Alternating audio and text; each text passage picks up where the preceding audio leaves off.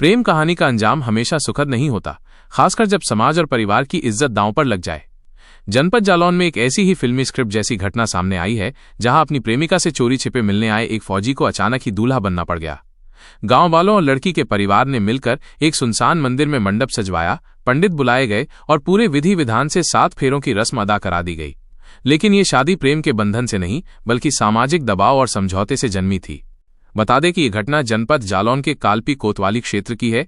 इस कहानी का मुख्य नायक भारतीय सेना का जवान अजीत सिंह है, जो मूल रूप से सिरसा कलार के मलथुआ गांव का रहने वाला है। 3 साल पहले उसकी मुलाकात नूरपुर की दिव्या से हुई थी, जो कालपी के एक डिग्री कॉलेज में बीए की छात्रा है। चूंकि अजीत की रिश्तेदारी दिव्या के गांव में थी, तो दोनों का मिलना जुलना अक्सर होता रहता था और धीरे धीरे ये दोस्ती कब प्यार में बदल गई, ये दोनों को पता ही नहीं चला। दोनों एक ही जाति के भी थे, लेकिन उनके परिवार इस रिश्ते से अनजान थे। बीते शनिवार 23 अगस्त को छुट्टी पर घर आए अजीत ने दिव्या से मिलने का प्लान बनाया। दिव्या भी घर पर कॉलेज जाने का बहाना बनाकर निकली।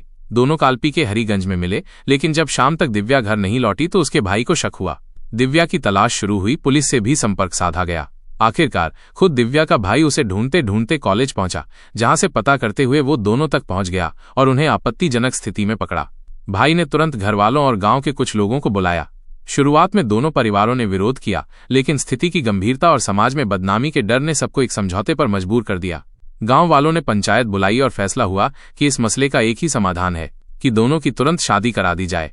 अजीत ने बाद में शादी करने की बात कही, लेकिन लड़की के परिवार ने साफ मना कर दिया और तुरंत ही ब्याह की रस्में शुरू करने पर जोर दिया। गांव के पास ही एक पुराने मंदिर में फौरन मंडप तैयार किया गया। पंडित को बुलाया गया और शादी की सभी रस्में शुरू हुईं। सबसे दिलचस्प बात यह रही कि इस पूरी शादी में दूल्हे यानी अजीत के परिवार का कोई भी सदस्य मौजूद नहीं था। सिर्फ लड़की के माता पिता और कुछ ग्रामीण ही वहां मौजूद थे। दूल्हा दुल्हन ने एक दूजे को जयमाला पहनाई। अजीत ने दिव्या की मांग में सिंदूर भरा और मंगलसूत्र पहनाया। लड़की के भाई ने पैर पूजन किया और बाद में पिता ने भी आशीर्वाद दिया।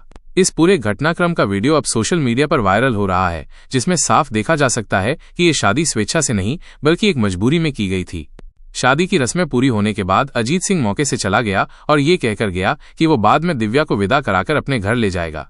हालांकि समाचार लिखे जाने तक दिव्या की विदाई नहीं हुई है और वो अपने मायके में ही है। ये घटना कई सवाल खड़े करती है। क्या सामाजिक दबाव में हुई ये शादी मान्य है? क्या फौजी वापस आकर अपनी पत्नी को स्वीकार करेगा?